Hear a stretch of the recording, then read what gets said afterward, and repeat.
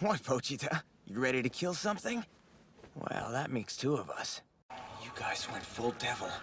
Right down to your twisted, greedy little hearts. And I'm out here tonight because you said you had a job for me. I'm on the clock.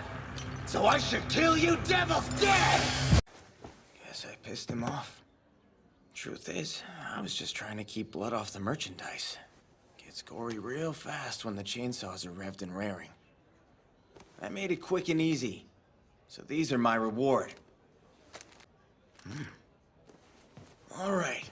The porn is secured. I understand what he meant now! And I found one or two things I'm serious about. The goal to give my life purpose is melons! Huh? What a creep! She's more like the bullshit devil! Fake-ass faker! Miss Makima should arrest you for fraud!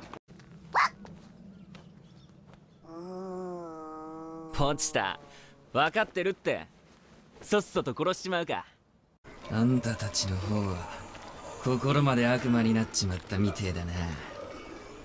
デビルハンターとして雇われてるからには悪魔はぶっ殺さねえとね。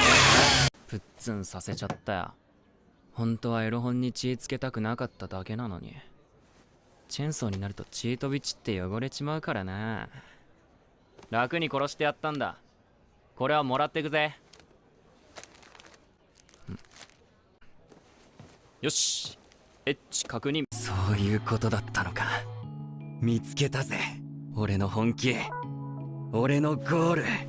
それは胸だ。こんわ。はあ、マキマさん、この悪魔嘘つきですぜ。逮捕だ逮捕。嘘なんとか罪で逮捕だてめえ。